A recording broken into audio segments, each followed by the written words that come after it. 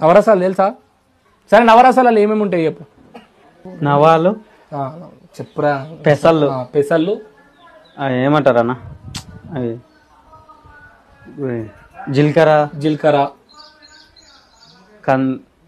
కండ్ల కన్ను కాదన్న. సరే పడుకో ఏముందిలే ఇంకా పడుకో. అవి ఏమంటారు కదన్న ఆవాల. ఇట్లా చేనులో వేస్తారు చూడన్న అది చేనులు అంటే మినప గింజలు వేస్తారంట చూడు. మనకు అది తైదేలు. తైదేలనా? తైదేలు. మూడు నవరసాలు అయిపోయినాయి. ఓకే ఇంకా గవేనా నాకు తెలిసినాయి 3. కందులనా? కందులు కరెక్టే. ఏమిటికో చెప్పు గట్టి చెప్పు. అవి ఇవేనా? అవి మన